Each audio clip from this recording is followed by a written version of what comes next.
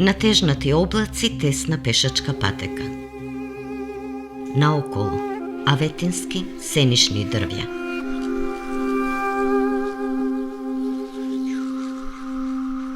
Чудни сивкасти, небаре со пепел наросени, а пред нас ниски подликави грмушки што го отпопречуваат искачувањето.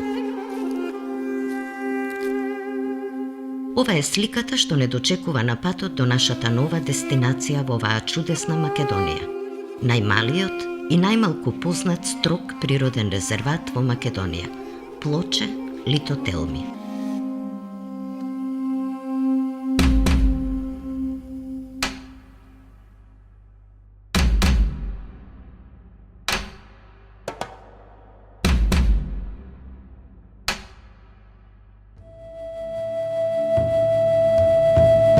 Необично име и за малкумина познат локалитет.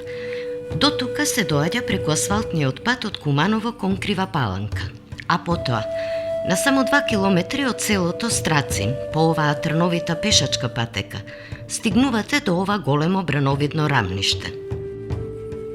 Распослана на југозападните падини на Герман планина, на западниот рап на Славишко поле, на површина од околу 23 хектари, оваа рамнина над селото Страцин името Плоче го добила поради камените блокови во вид на зарамнети плочи и грамади од мек туф. Овде времето го направило своето.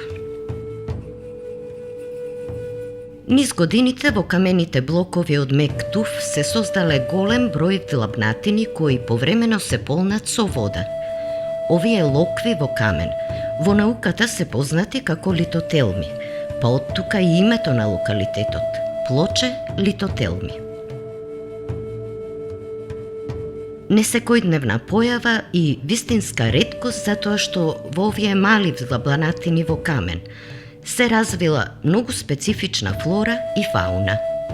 Вистински предизвик и причина одблиску да го видиме овој уникатен спој на нашето геолошко и природно наследство. Чудно, нели? Живот во камен. Се наоѓаме во строго природниот резерват Локви во Камен, кој се наоѓа во непосредна близина на селото Страцин. Што е карактеристичен овој локалитет и зашто е прогласен за строг природен резерват? Пред се тоа се камените длабнатини исполнети со вода, познати како локва во камен или литотелми, во кои ще се наоѓа многу бројни растителни, но и животински форми на живот. Едни од поспецифичните е така нареченото самовилско ракче, кое што многу ретко го има во Македонија, па баш поради тоа и овој локалитет прогласен за строг природен резерват. Како се формираат овие локви? Матичниот субстрат е овдека базалт, односно мек вулкански туф, на кој многу лесно водата прави длабнатини во текот на подолг временски период и таа вода во нив се задржува подолг период, што возможува живот, особено во пролетниот аспект, кога водите се потопли. Една од карактеристиките на овие самовилски ракчиња е тоа што неповолниот период го поминуваат во форма на јајца. Од јајцата се развиваат ракчињата негде почетокот на пролетта. Има една специфика, така наречено сукцесивно или одложен развиток на јајцата, што значи дека не сите одеднаш се излегуваат, него во текот на периодот, како се остава резерва, за да не се случи некоја временска непогода, измрзнување, силни ветрови да оддуваат водата, да испарат појак топол временски период и на тој начин овозможуваат во текот на пролета да се доби, односно да остане следна генерација која ќе го продолжи животот на овие самовилски ракчиња. Покрај самовилските ракчиња, во овие локви се развиваат и други форми на живот, како растителни, пред се голем број на мовови видови кои што исто така се представуваат терофитни видови. Видови што неповолниот период го поминуваат во форма на семе, а тој неповолен период овдека е во текот на зимата и во текот на многу топлите летни периоди. Поради своите исклучителни вредности, реликтниот вид на самовилско ракче кој во Европа е под силна закана од исчезнување, а на Балканот досега е пронајден само во плоче Литотелми. Во 2003 година овој локалитет е прогласен за строг природен резерват. По извршената ревизија на статусот на биолошката разновидност во ова строго заштитено подрачје од страна на група експерти, предводена од доктор Светозар Петковски, доктор по биолошки науки, на 28 октомври 2010 година, а во согласно со најновиот закон за заштита на природата, локалитетот е репрогласен за строг природен резерват. Според категоризацијата на заштитени подрачја усогласена со меѓународните стандарди, ова представува највисок степен на заштита. И тогаш не е ни чудно чувството на гордост и восхит пред нешто толку ретко, не секојдневно, а наше. Но и покрај желбата да го видиме тоа посебно самовилско ракче, самовилско, а вклештено во локви во камен, нашите обиди се безуспешни. Не теши сознанието дека е тука некаде во овие мали водени длабнатини, но за жал, видливо само под микроскоп. Всушност, овде е се некако вилинско, самовилско, нестварно, како природата да се скаменила во времето и просторот. Навиду мирна, тивка, таинствена, но сепак жива. Ако ја погледнеме добро околината, ќе видиме дека самиот локалитет кој се протега негде на 22,3 хектари представува една зарамнета плоча или површина на која што силно е развиена термоксерофилна вегетација. Доминираат дивата крушка, давот благун, шипките и некои други термоксерофилни видови, што укажува на фактот дека е многу топло ова подрачје и сушно. Особено топлината се манифестира со загревање на овие базалтни карпи или туфови кога ќе се затоплат зрачат повеќе топлина. Климатското подрачје каде што се наоѓаме представува серови шуми, што се дел од тоа умерено континентално подрачје, значи помезофилни месторастења. Самото тоа укажува дека овој локалитет представува всушност еден микролокалитет со специфични микроклиматски услови, што условило и развој на овие локви и на животинскиот свет во нив, меѓутоа и развој на термоксерофилна вегетација од околината. Ете го предизвикот. Микролокалитет поинаков, посебен и доволен сам за себе. Започнува овде во Плоче и не води кон Суфорах, село во општина Старо Нагоричане, во областа Козјачија. Македонско село кое за првпат се споменува во 1519 година во пишани документи од турско време, како село во состав на Нагоричка нахија. На надморска височина од 550 до 617 метри, атарот на селото Орах е делумно рамничарски и брдски, со ридови и преку 900 метри. А таму горе, над селото во густа дабова корија, е сместен манастирскиот комплекс Манастирот Карпино, со манастирската црква во ведение на Пресвета Богородица.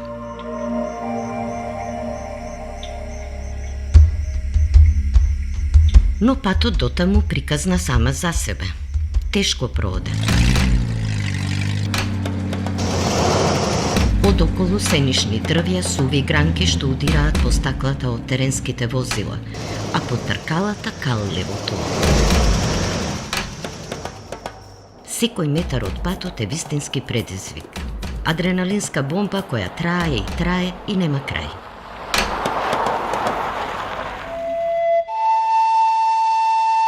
Конечно се надзираат зидините на манастирскиот комплекс, а шумата станува погуста, потемна и сваќаме дека сме тука негде, до нашата следна локација. Се наоѓаме во една многу стара церова шума, преку 400 години сигурно има. Ваквите шуми во Македонија најчесто се нарекуваат вакавски шуми, пред се поради тоа што припаѓаат на црквата или пак на некој друг верски субјект. И поради тоа луѓето имаат некое суеверие дека не треба да ги сечат, да ги уништуваат, да ги крадат, па затоа и остануваат зачувани.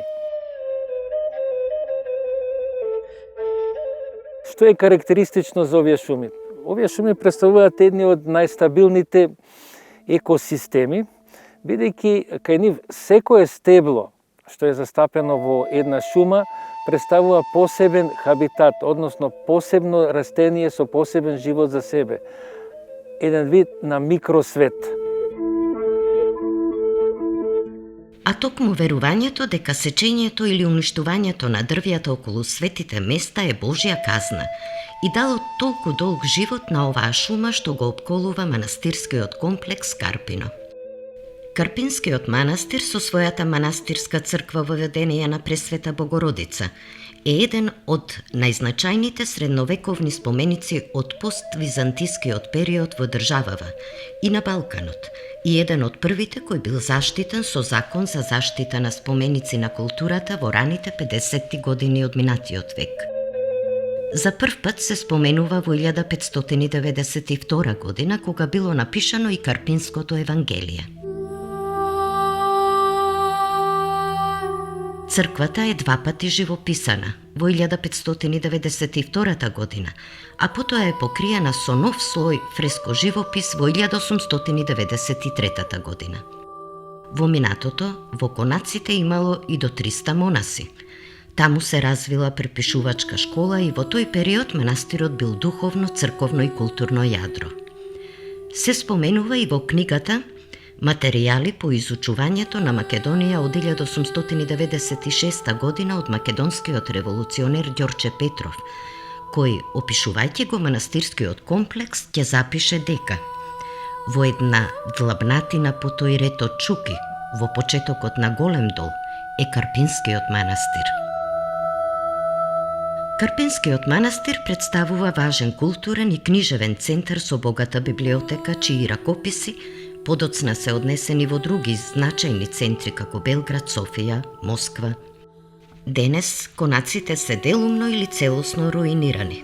Поголемиот дел од оградниот зид е срушен. Единствено црквата е во релативно добра состојба. Велат, соодветната заштита на овој споменик на културата е оневозможена заради непристапниот терен. Дека е така и ние се уверивме. Манастирскиот комплекс му подклекнал на забот на времето, но верувањето ја сочувало дабовата вакавска шума од стари хабитатни стебла. Шуми кои што се богати со вакви хабитатни стебла представуваат едни од најстабилните еколошки системи. Зашто се толку битни за нас?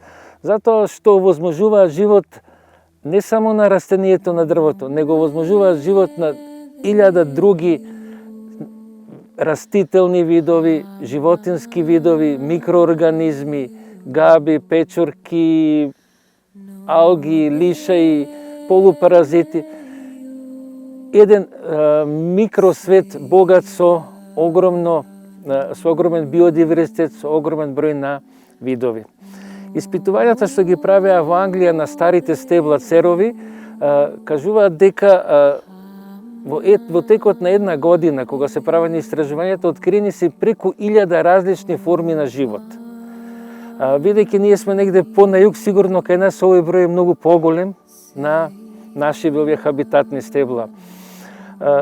По што би ги препознале хабитатните стебла? Значи, кога ќе влеземе во една шума да видиме што е тоа хабитатно стебло, што го карактеризира. Најчесто хабитатните стебла се доста стари, преку 200, 300, некои преку 500 години.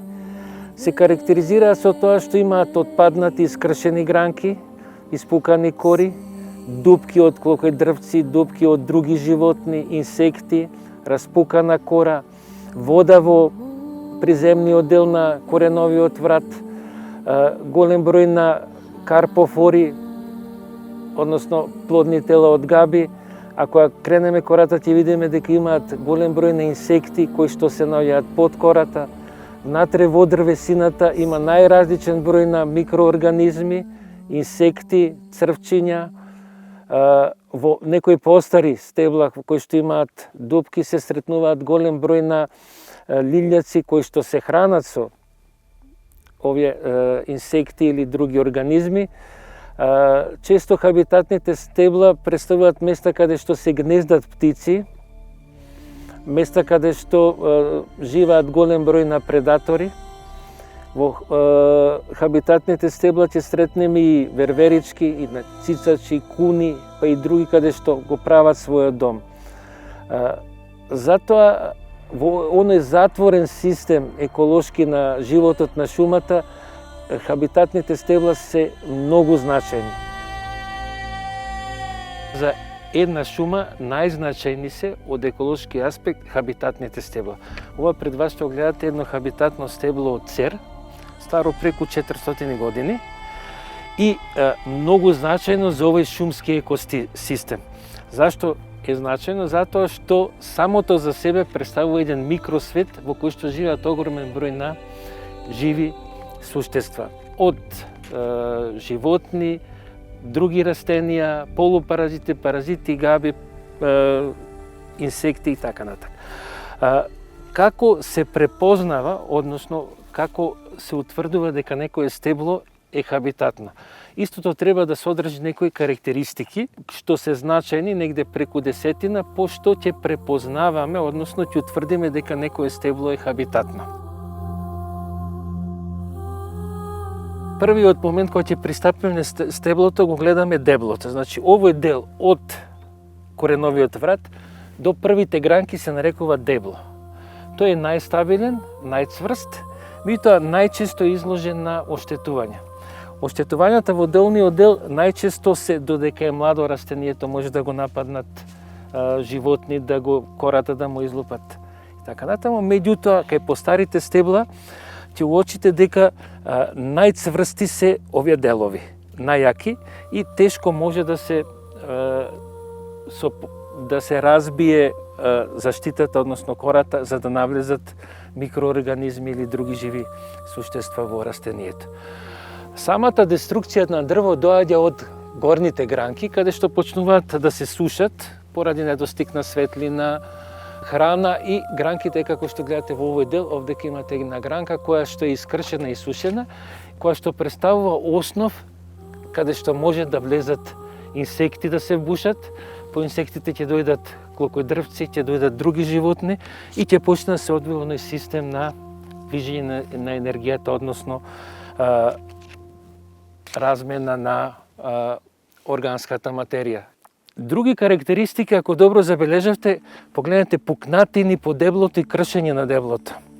Она е тој дел таму, каде што гранката целосно пука и се откршува и ствара услови до срцето, значи до внатрешниот дел на деблото да дојде оштетувањето, а со тоа да навлезат и живите организми во него. Во оваа дрво овдека што гледате од другата страна, јасно се забележуваат отвори од инсекти кои што се проширени поради дејство на клокодрвците, кои ги прошируваат отворите, хранејќи се со инсектите и овозможуваат во овие поголеми отвори да навлезе вода, да навлезат спори, да се развијат габи, да се развијат алги, лишаи, мовови и други живи организми.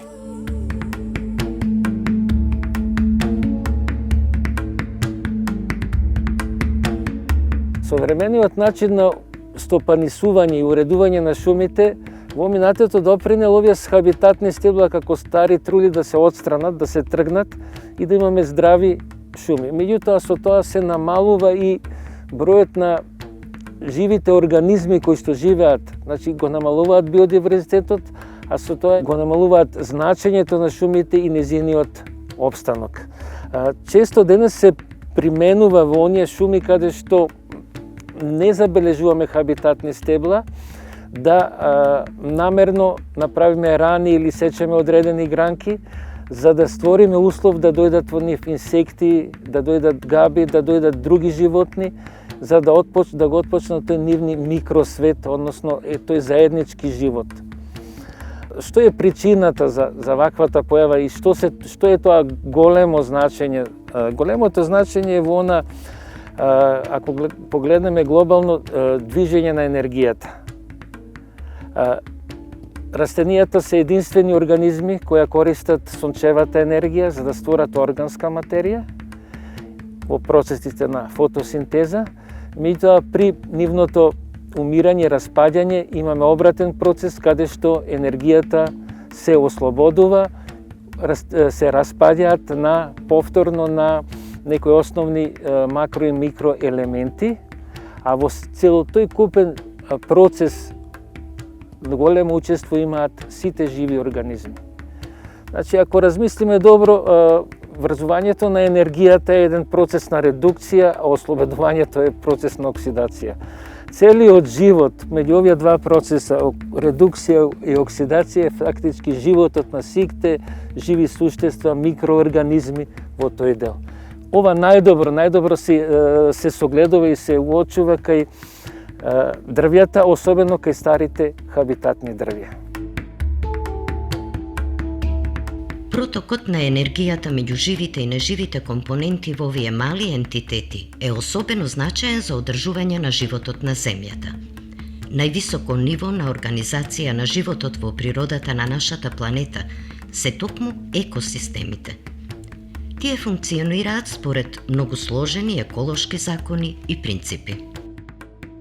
Европските стандарди воведуваат некои во новите, значи уредувани шуми стопанисување, да се оставаат негде 5 до 10 хабитатни стебла на хектар. Значи, ако ги немаме, треба да ги оставиме, ако имаме млади, треба да ги оставиме, односно да ги предизвикаме малце да им го ослабиме, да им ослабиме виталноста, за да можат на нив да се населат други организми, за да го затвориме оној кругот движење на енергијата. Знаете зашто се битни, птиците се хранат со инсекти, ако инсектите се хранат со дрво, со птиците се хранат други предатори. Значи, целиот тој круг е затворен на движење на енергијата. А тоа е најбитната работа во еден стабилен и здрав еколошки систем. Токму затоа, ваквите локалитети се сврстуваат во категоријата строги природни резервати, се со цел заштита на ова ретко природно наследство. Но уште позначајно е што е ова вакавска црковна шума од стари дабови стебла.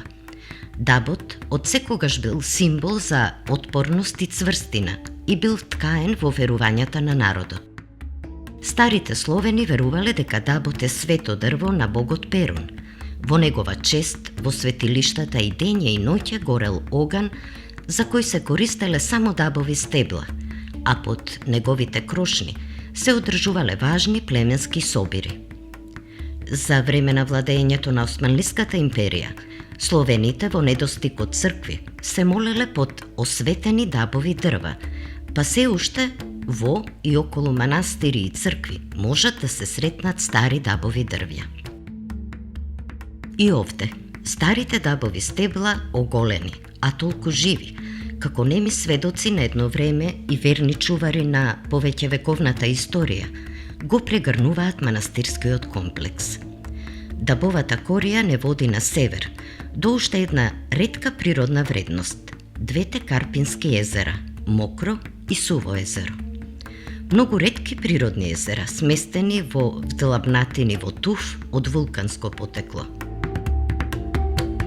Станува збор за две мали езерца кои, поради вегетацијата што расне во нив, трска, шавар, трева, наликуваат на мочуришни езера. И еве го првото од двете. На околу 930 метри надморска височина и на површина од околу 6 хектари не пречекува големото или Мокро езеро. Не е подлабоко од половина или можеби метар и половина, зашто со вода се полни од атмосферските врнежи или од топење на снегот, а се предпоставува дека е еден дел и од подземни води. Опколено е со стара дабова шума, но внатрешноста е обрасната со трска, шавар и трева. Типично мочуришно.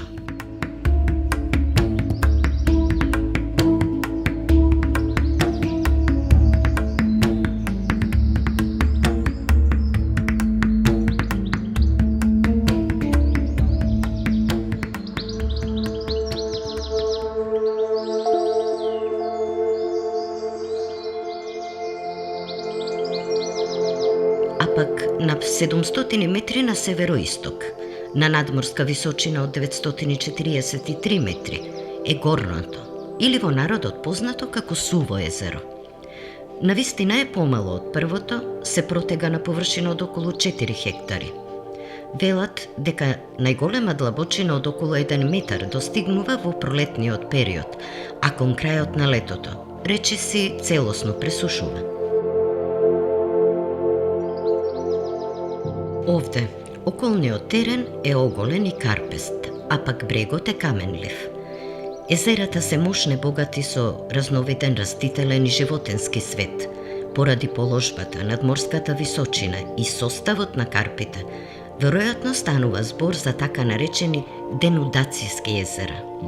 Ова се навистина ретки природни езера во Македонија и како такви треба да бидат зачувани и заштитени.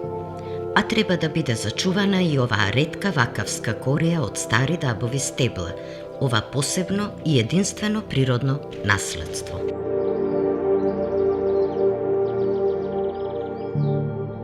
Македонија е многу богата земја со разновидни еколошки услови, различни типови на шуми, различен степен на очуваност и заштита на шумите содржи во себе, па ја прави еден мозаик од голем број на ретки и квалитетни шуми, особено вакавски шуми, што представуваат добар потенцијал за развој на здрави шумски екосистеми.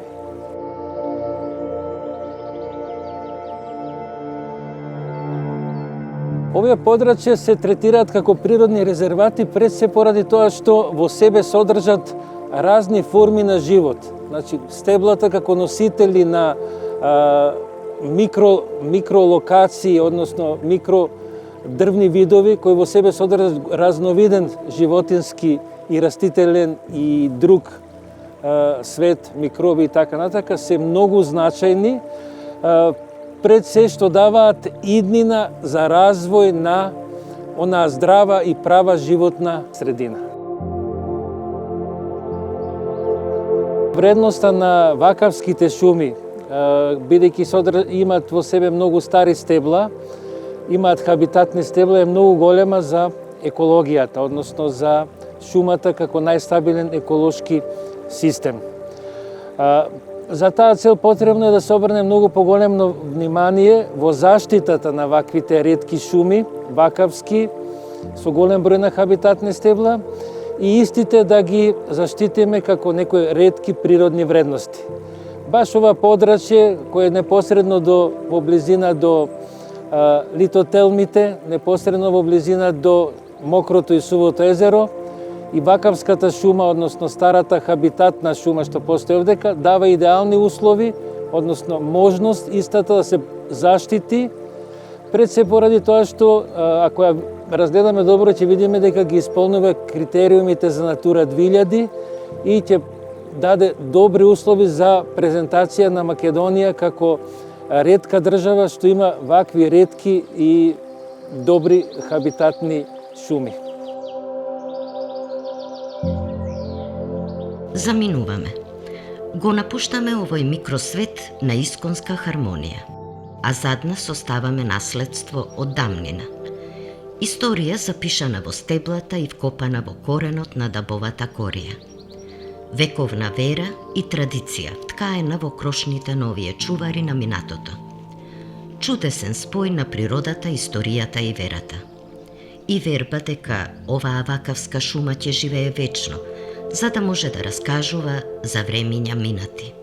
Како аманет, што ќе не опоменува и подсетува дека треба да ги заштитиме и зачуваме овие ретки природни вредности во нашата чудесна Македонија.